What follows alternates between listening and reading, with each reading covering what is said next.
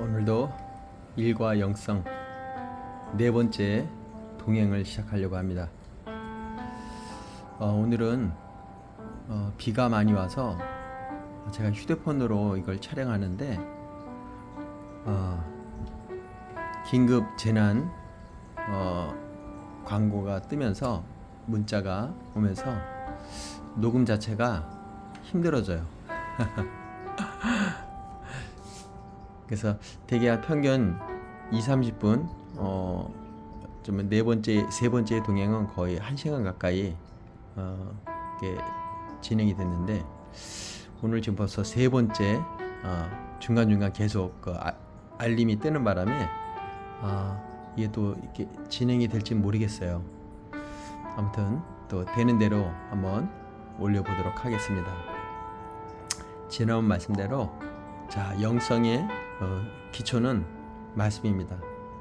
그리고 정말 그 영성이 깊었던 12제자를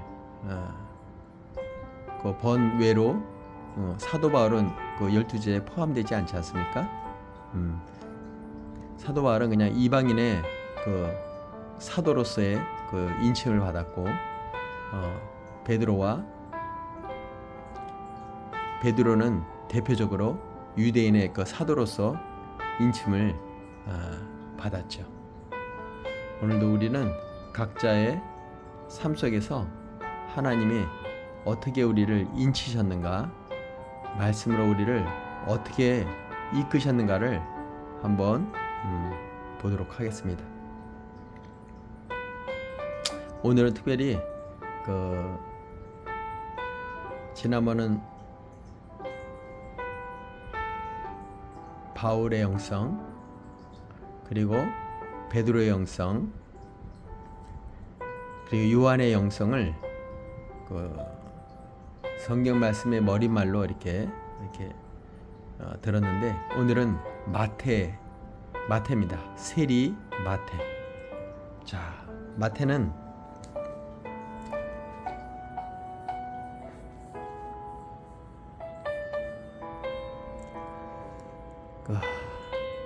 마태의 뜻은 히브리 말로 야훼의 선물입니다.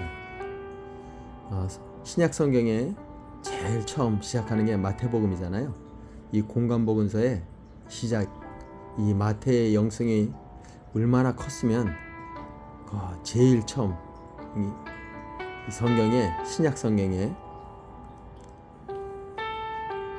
첫 장으로 이렇게 시작되었을까요? 이게 하나님의 선물이기 때문에 그렇죠.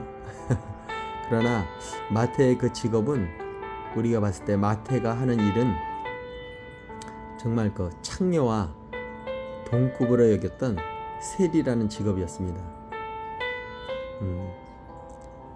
그 당시 로마의 그 지배를 받고 있었던 이 유대인들의 고열을 뜯었던, 아주 얼마나 극심했으면 창녀와 동급으로 여겼겠습니까? 근데 이 마태가 히브리 말로는 야훼의 선물이라는 것이죠.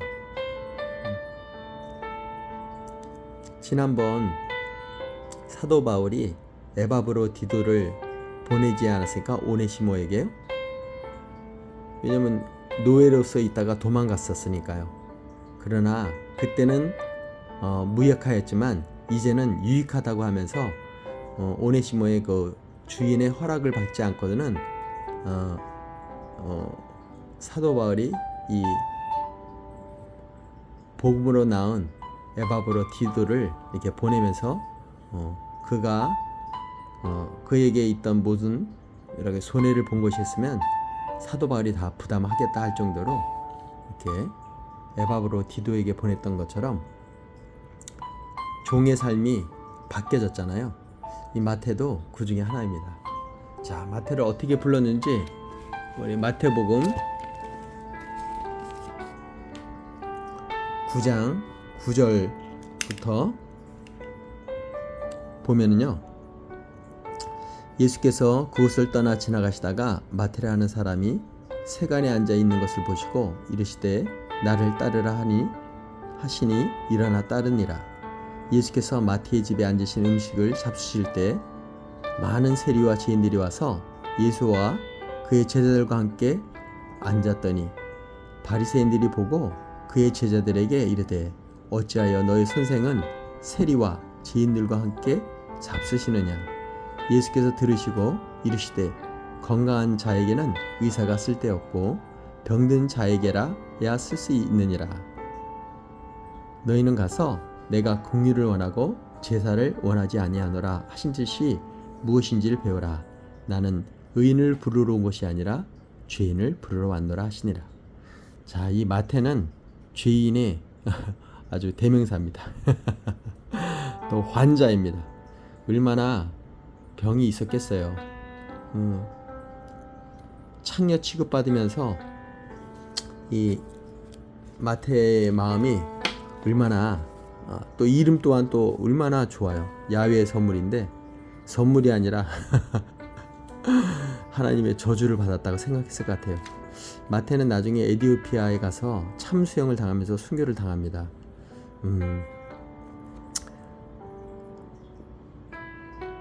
이 마태의 이 순교까지 감당했던 마태의 그 영성을 오늘 마태복음을 통해서 오늘 일과 영성의 한 인물로 우리가 한번 깊이 묵상하는 시간을 가졌으면 합니다.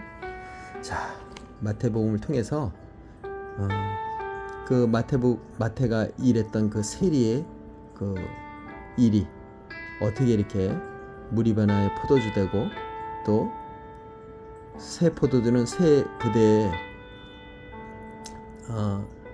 담는다고 하지 않았습니까? 이 마태를 어떻게 하나님이 완전히 새 포도주로 새 부대로 만들었는지를 오늘 마태복음을 통해서 한번 읽어보면 좋겠습니다. 자, 예수의 이야기는 예수로 시작하지 않는다. 하나님은 이미 오래전부터 일해 오셨다. 예수님은 구원이며 예수의 일은 구원이며 그것은 아주 오래된 일이다. 창세전부터 시작되어 면면이 이어져온 모든 주제와 기운과 운동이 결집되어 최종 모습으로 드러나는 것이 곧 예수다. 마태는 한 지방에서 벌어진 예수의 이야기를 세계 역사의 정황 안에 배치하면서 신약 성경의 문을 연다. 예수의 탄생과 죽음과 부활에 관한 그의 기록을 읽노라면 우리는 앞서 일어난 모든 일과 연결지어 그것을 볼 수밖에 없다. 실제로 예수님의 탄생에 관한 기록만 해도 마태는 독자에게 메시아가 오심으로 구약의 두 예언이 성취되었음을 상기시키고 있다. 잘 보아라, 처녀가 임신하여 아들을 낳을 것이며 그 이름을 임마누엘이라 할 것이다. 임마누엘은 히브리 말로 하나님이 우리와 함께 하신다는 뜻이다. 유대 땅 베들레헴아, 너는 더 이상 뒤만 따르지 않을 것이다. 내게서도 지도자가 나와 내 백성 이스라엘을 목자처럼 다스릴 것이다. 성취된다는 말은 마태가 유독 많이 쓴 동사다. 어떤 일이 벌어진 것은 말씀에 성취되기 위해서다. 예수는 독특하지만 특별한 분은 아니시다. 더 나아가 마태가 이야기하는 방식을 보면 우리 이전에 일어난 모든 일이 예수 안에서 완성될 뿐 아니라 우리도 예수 안에서 완성된다는 것을 알 수 있다. 매일 아침 잠에서 깰 때마다 우리는 이미 시작된 일, 오랫동안 진행되어 온 일 한가운데 있다. 우리 족보와 우리가 살고 있는 지역이 그러하고 역사와 문화와 우주 그리고 하나님의 이야기가 그렇다. 이 이야기 속에서 우리는 우연히 산물도 아니고 군더더기처럼 불필요한 존재도 아니다. 이 이야기 속에서 우리는 우리 인생의 방향을 발견하고 우리 삶에 대한 설명과 확신까지 찾게 된다. 마태는 종합적인 정황을 내놓는다. 하나님의 모든 창조와 구원이 예수 안에서 완성되고 우리의 삶의 모든 부분, 일, 가정, 친구, 추억, 꿈이 예수 안에서 완성되는 것을 우리는 그 속에서 보게 된다. 예수께서는 내가 하나님의 율법이든 예언자든 성경을 폐지하러 왔다고 생각하지 마라. 내가 온 것은 폐지하려는 것이 아니라 오히려 완성하려는 것이다. 나는 이 모든 것을 거대한 하나님의 파노라마 속에서 아우를 것이다 라고 말씀하셨다. 마태복음 5장 17절이고요. 이러한 정황이 없으면 우리는 자칫 예수를 신문에서나 나는 일상사와는 동떨어진 분으로 여길 수 있다. 그것은 사실과 전혀 동떨어진 매우 위험스러운 일이다.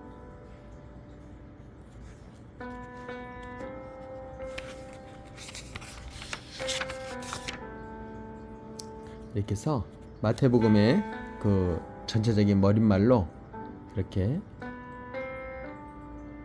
마태의 영성을 말씀으로 한번 이렇게 보았습니다. 자, 신약에 마태가 있었다면 구약에 다윗 현실에 뿌리박은 영성. 지난번 다윗에 대해서 얘기를 나눴었는데요. 다윗이 일생을 통해서 그가 만난 이 사람들, 그가 평생에 이 다윗의 생애를 이렇게 오랜 기름 부음부터 해서 마지막 죽음까지 다윗을 만난 사람들 한번 보세요. 사무엘상 16장, 17장, 18장, 21장, 23장, 25장, 27장, 30장, 그리고 사무엘 하로 갑니다. 사무엘 하 1장부터 쭉 해서 죽음은 열왕기 상의 1, 2장으로 다윗의 이게 죽음이 이렇게 출생부터 죽으심까지, 다윗은 예수님의 예표로 많이 생각하잖아요. 그래서 이 다윗은 어떤 예수님과의 어떤 예수님을 바라볼 수 있는 어떤 영성을 우리가 이걸 보면 알 수가 있습니다. 다윗과 만난 사람 보면 사무엘 있죠. 지난번 사무엘 얘기했으니까요. 다윗과 또 사울 있고, 또 다윗과 골리앗이 있고, 다윗과 믿음의 친구 요나단 있고요. 다윗과 도액, 엔게디의 다윗, 그리고 다윗과 또 아비가일, 시그라스의 다윗, 또 불솔 시내의 다윗. 여기 보면 앞에 또 요약을 해놨잖아요. 일, 상상력, 우정, 성소. 다윗과 도액은 성소에 관련된 거고, 엔게디의 다윗. 저도 이 구약을 많이 읽지 않아서 이건 광야에 대한 표현이고, 다윗과 아비가일은 아름다움. 네, 공동체는 시글락의 다윗, 관대함. 그래서 이 다윗의 평생을 무비보셋은, 여기 사랑은 무비보셋은 그 요나단 있죠. 다윗의 정말 사울의 아들, 왕위를 이을 수 있었던 요나단의 아들 나단, 무비보벳까지 그 친구의 아들을 이렇게 챙기는, 또 다윗과 바세바, 이 바세바를 통해서 또 솔로몬을 낳지 않습니까? 첫째 아들은 죽게 되고요. 그리고 다윗과 압살롬, 첫 아들이 또 죽는, 아들에게 쫓겨 다닐 수밖에 없었던 그런 반란에 의해서, 그것도 첫째 아들, 결국 이 아들이 죽음으로 해서 엄청난 그 통곡과 아픔이 엄청나지 않았습니까? 그리고 결국 이제 다윗과 하나님, 그리고 다윗과 아비사. 이 다윗의 영성을, 이 다윗의 생애를 통해서 우리가 이렇게 또 제가 또 이렇게 이 일과 영성의 그 여정에 다윗을 또 포함시켰습니다. 또 중간중간 성경에 믿음의 영장들이 많아요. 아브라함도 있고, 또 갈렙과 여호수아 갈렙도 있고요. 순간순간 생각하는 기드온도 있고요. 중간중간 특별하게 또 그런 구약의 인물들을 통해서 우리의 영성을 좀 더 이렇게 거울처럼, 구약은 우리의 거울이라고 하지 않았어요. 그래서 구약의 우리 믿음의 조상들이, 선조들이 어떤 실수를 했고 또 어떤 일을 했고 누구를 만났으며 그들의 삶의 여정이 성경에 다 나와 있는 겁니다. 마찬가지로 다윗의 일상이 성경을 통해서 우리에게 알려줄 부분이 있기에 거기에 구원이 있고 생명이 있고 치유가 있고 사랑이 있고 죄가 있고 이런 고통이 있고 결국 죽음이 있다면 또 그 부활의 그 예수님을 우리가 바라보지 않습니까? 여러분, 성경은 이 성경책에 있는 모든 일상들입니다. 그리고 사도 바울의 이 신약의 3분의 1을 쓴 이 신약을 보면 다 편지글입니다. 저도 군에 있을 때 저희 부모님하고 우리 가족들한테 거의 한 달에 2번씩 편지를 썼어요. 나중에 제가 보여드릴 텐데, 마찬가지로 그게 편지에는 마음이 담겨 있습니다. 가족을 향한 마음, 기도, 사랑, 그들의 그리움. 마찬가지로 사도 바울이 얼마나 그 깊은 영성을 가지고 자신을 향한 그 마음이 아니라 자기와 함께 했던 심지어 결혼도 하지 않고 그의 삶을 온전히 하나님께만 드렸던, 하나님을 신랑으로 삼고 살았던 신약 성경의 가장 영성이 뛰어난 부분이라고 볼 수 있습니다. 그러나 그는 오히려 흠집이 있었죠. 예수를 믿는 잔당들을 다 잡아 죽이려고 담액새까지 특심하게 그들을 다 끌어다가 정말 다 돌로 쳐 죽이려는 그런 마음으로 달려갔다가 그 담액색에서 네가 나를 핍박하는 예수라 했을 때 거기서 꼬꾸라졌잖아요. 눈에 비닐이 가려지고, 다가 아나니아의 그 기도로 눈이 비닐이 벗겨지면서 진짜 그동안 율법의 삶, 그 행위의 삶, 그 삶이 완전히 뒤집어지는 역사를 맛봅니다. 그래서 사도 바울이 결국 고백하지 않습니까? 그동안 내가 알았던 그 모든 것이 분토요 똥이었다고. 오직 예수 그리스도를 아는 그 지식만이 가장 아름다움을 그가 선포했던 것처럼, 오늘 우리가 일과 영성에 대해서 우리의 삶을 정말 돌아보고, 우리의 애국 같은 삶, 또 애굽에서 홍해로부터 하나님께서 그 극적인 홍해에서 애굽의 군대로부터 보호하시고, 결국 광야에서 그들을 훈련시키시고, 다시 요단강에서 그들을, 이게 어떻게 보면 말씀 침례라고 보면 됩니다. 그 요단강에서 그 법궤를 따라 가나안, 적과 꿀이는 가나안 땅에서요, 또 이 가나안 족속들과 함께 또 영적 싸움을 해서 결국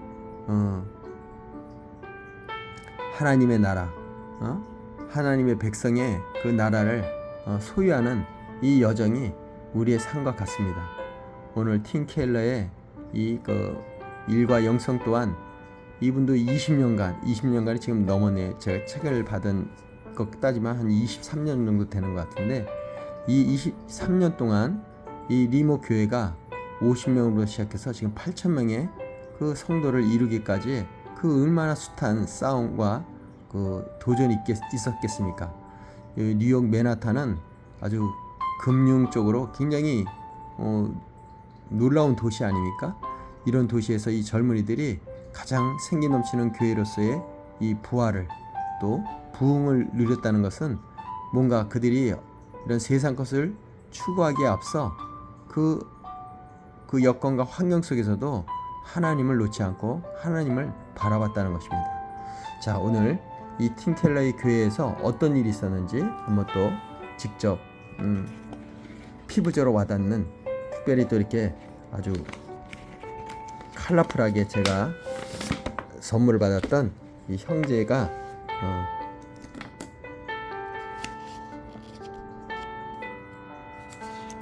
실제 사례를 한번 보도록 하죠.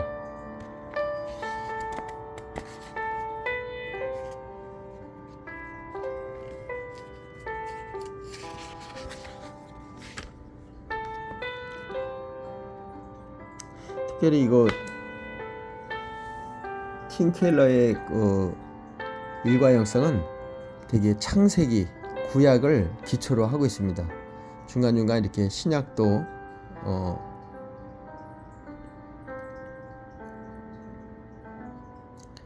자, 지난번은 그 일의 존엄성, 그리고 일이 어떤 것인지를 이렇게 보았다면, 오늘 한번 좀 더 세밀하게 실제적인 삶을 통해서, 이 교회를 통해서 이루어지는 일을 한번 보도록 하겠습니다. 지금까지 창세기를 훑으면서 일의 의존도와 존엄성, 패턴을 살펴보았지만, 신약성경 그 가운데도 특히 바울 서신들을 살펴보면 하나님이 어떻게 세상을 성이라는 부르심을 통해 일의 목적을 분명히 하셨는지 더욱 깊은 깨달음을 얻을 수 있다. 흔히 부르심으로 번역되는 단어가 성경에서 어떻게 쓰이는지부터 먼저 짚어보자. 신약 성경의 목회 서신에서 부르시다라는 뜻을 가진 그리스어 칼레오는 보통 믿음으로 구원을 받고 예수님과 더불어 하나가 되라는 하나님의 요청을 묘사할 때 사용되는 말이다. 온 세상에 거룩한 메시지를 선포함으로써 주님을 성이라고 부를 때도 쓰인다. 하나님은 개인적으로 뿐만 아니라 공동체적으로 부르시기도 한다. 예수님은 물론 그리스도인 공동체와도 친교를 맺게 하는 초대다. 교회를 가리키는 그리스어 에클레시아 자체가 부르심을 받은 이들을 의미한다. 고린도서 7장에서 바울은 서신을 읽는 독자들에게 일단 크리스천이 되었으면 하나님이 기뻐하실 만한 삶을 살기 위해 지금껏 살아온 생활 방식, 곧 결혼 생활이나 일, 사회적인 입장 같은 것을 바꿀 필요는 없다고 권면합니다. 17절에서 바울은 이렇게 말합니다. 오직 주께서 각 사람에게 나누으신 대로 하나님의 각 사람을 부르신 그대로 행하라. 내가 모든 교회에서 이같이 명하노라. 여기서 바울은 두 가지 종교적인 의미가 담긴 용어를 동원해서 통상적인 일을 설명한다. 사도는 다른 본문에서도 하나님의 백성을 구원 관계 속으로 부르시며 영적인 은사를 주셔서 주님의 양들을 돌보는 한편 크리스천의 공동체를 세워가게 하신다고 여러 차례 강조했다. 크리스천이라면 누구나 주님이 나누어 주신 분수대로 하나님이 부르신 처지 그대로 살아가야 한다고 강조하는 대목에서도 그 두 단어를 사용했다. 그러나 이 경우에 바울은 교회 사역이 아니라 사회적인, 경제적인, 이른바 세속적인 일을 염두에 두고 하나님의 부르심과 위임을 말하고 있다. 의미는 분명하다. 하나님이 크리스천들을 준비시켜서 그리스도의 몸을 세우게 하시는 것처럼 거룩한 백성들 모두에게 각가지 달란트와 은사를 주셔서 인류 공동체를 건설하는 목표를 이루게 하셨다는 것이다. 성경학자 앤서니 티스턴은 이 본문을 이렇게 풀이했다. 부르심과 섬김에 대한 바울의 개념은 자율성에 특별한 지위를 부여하던 세속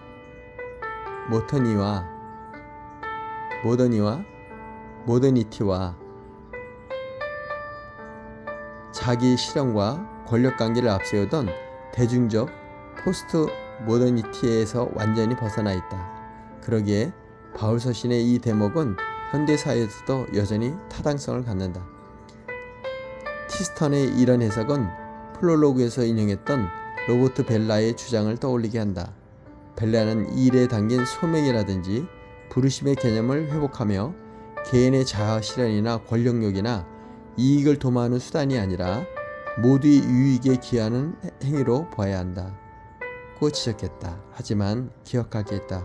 한쪽에서 명령하고 이 편에서도 자신이 아니라 상대를 위해 그 일을 해낼 때 비로소 소명이나 부르심이 될 수 있다는 점이다.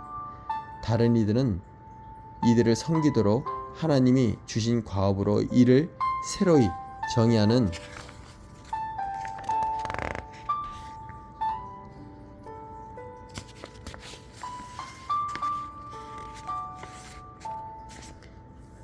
과정이 선행되지 않으면 일상적인 일은 소명이 될 수 없다. 이것이 바로 성경이 가르치는 노동관이다.